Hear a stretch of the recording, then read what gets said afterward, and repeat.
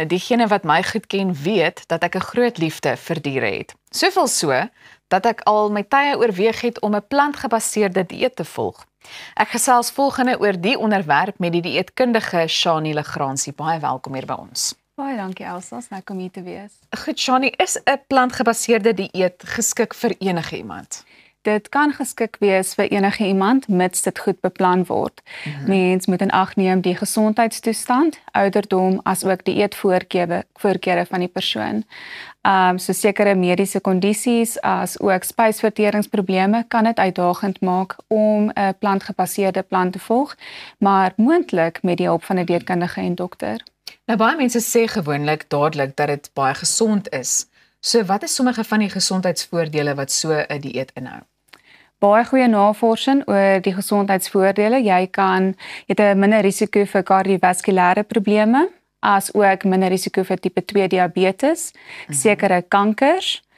Dit kan ook help om jou gewig onder beheer te hou, omdat die dieet gewoonlik min in kalorieë is.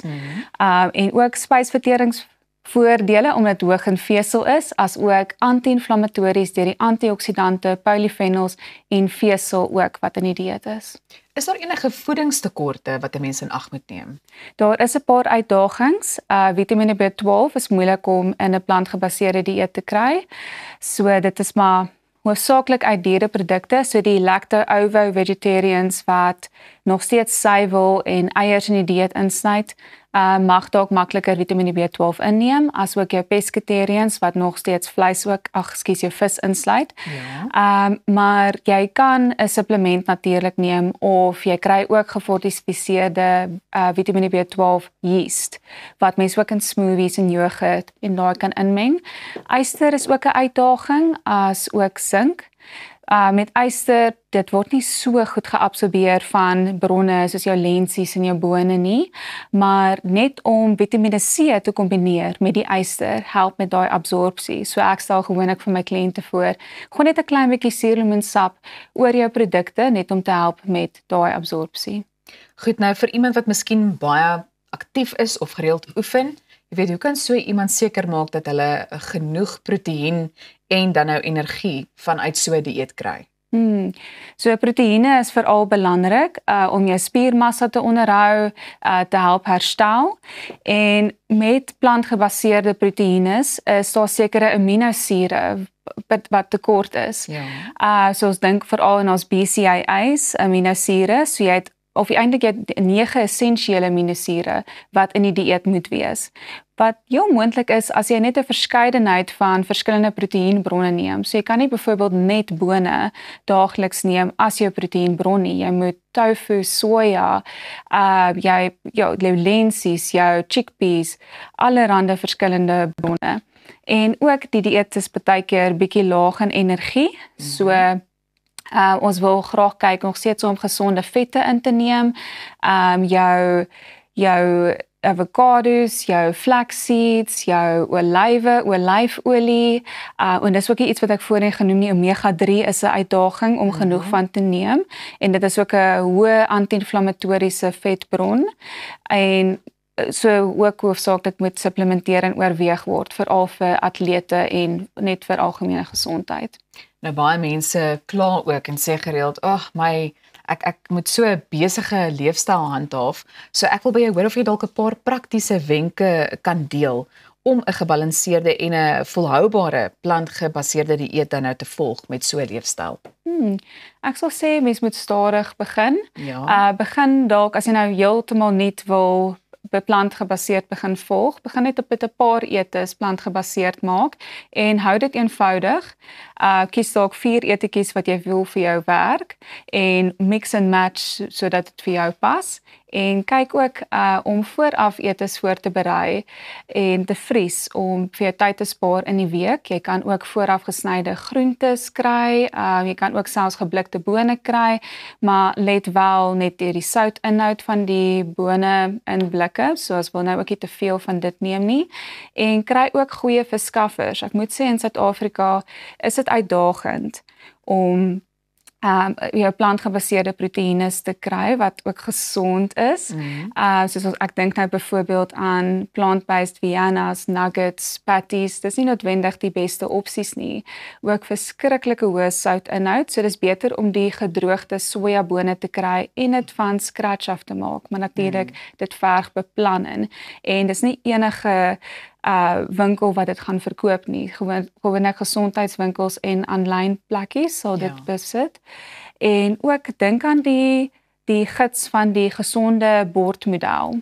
Helfte van jou bord moet vol groente wees, 'n kwart van jou complex starch, dit is nou jou vol vesel stysel en dan die ander kwart van die bord gaan nou jou proteïene bevat. Net vinnig, waar en hoe kan mense jou in die hande kry vir 'n konsultasie? Ons is tans in Irene, Irene Corporate Corner, maar julle is welkom my te kontak op Shani@Pretoria-Dietitian, so dis SHANE@Pretoria-Dietitian, dietitian met 'n T, die Britse spelling. Baie dankie vir jou tyd vanoggend. Nou ja, ons kombineer vanoggend gesonde eetgewoontes met oefening en daarom is dit nou tyd vir jou sport saam met Arnold Keerts. Dankie Elsa, waardeer.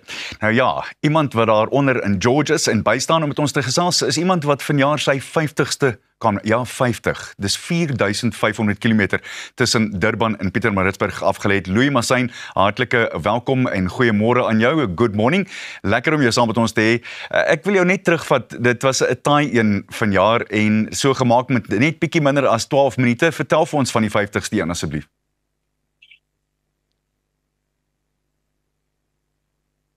Louis, hoor jy vir ons? Dit lyk my ons het 'n probleem. Louis, kom ons probeer weer. Kan jy ons hoor? Ek hoor niks nie, hoor. Jene, daar kan dit nou miskien bietjie beter word. Louis, kan jy ons nou hoor? Lyk vir my asof ons effens van 'n probleem het en dis bitter jammer want ons wou baie graag met Louis gesels het. Hoopelik kan ons daardie audio regkry en dan verder daarmee aangaan. Tussentyd, kom ons kyk na ietsie anders en wil jou ook herinner dat daar sommer nog baie hier by ons op Goeiemôre Good Morning is en ons gaan beslis nog 'n wonderlike oggend saam met jou hê. Ek weet daar's baie dinge wat nog vir jou wag. Ons gesels met Stuart Taylor, die komediant, net hierna en dan is Roz, Pieter en Elsa terug met sommer nog baie meer. Ek is egter bitter jammer, wil om verskoning vra dat Louis Massyn se audio nie vir ons uitgewerk het nie. Ek het regtig daarna uitgesien. Net so terloops, mens kan net noem dat hy sy eerste van sy kameraads afgelê het in 1973. So ek wil bitter graag weer met hom probeer gesels as dit dan nou moontlik sou wees. Intussen bly net waar jy is, want Goeiemôre Good Morning gaan voort. Pieter gesels ook bietjie later weer 'n keer en daar is 'n hele paar ander dinge wat nog steeds hier op die program vir jou kom. Ek wonder of ons nie moet teruggaan na Elsa toe daar by die lesenaar nie, want sy kan miskien nog so 'n bietjie dieet gesels. En ek het 'n vraag vir ons dieetkundige, wat nogal interessant is.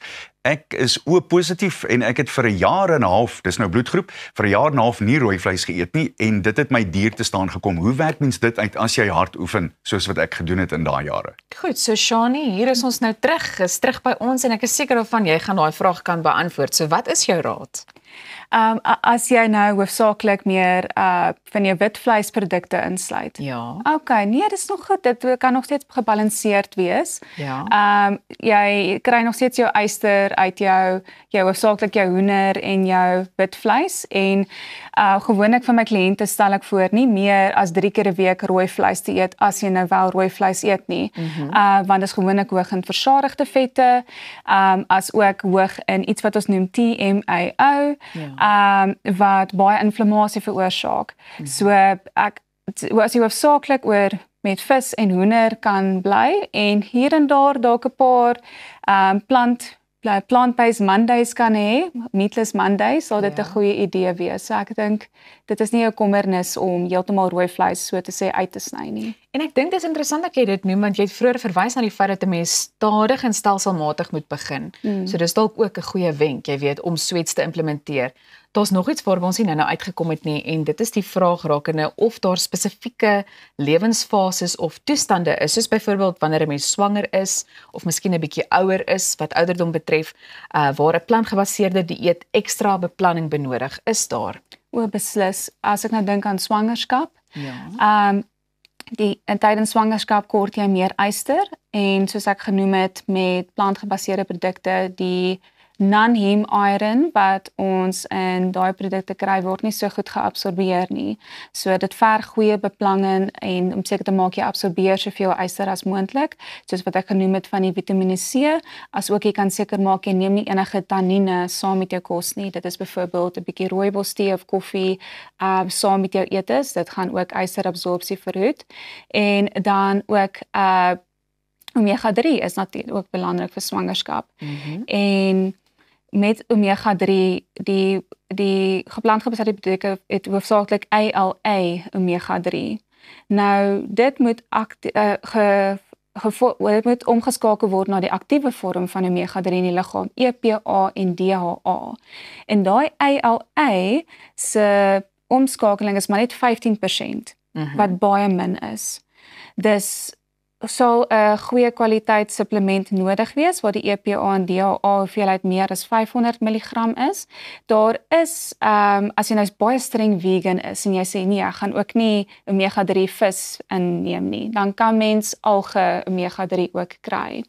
En in terme van ouderdom, hoe ouer jy raak, ook hoe minder Vitamiene B12 absorbeer jy. Nou ons gaan jou miskien terugnooi en 'n volgende gesprek daaroor hê want ek wil ook weet of dit baie duur is om so 'n dieet te implementeer, maar dalk vir 'n ander keer. So jy kan ingeskakel bly want net hierna bespreek ons outomasie en slimhuise. Jy's by Goeiemôre, Good Morning.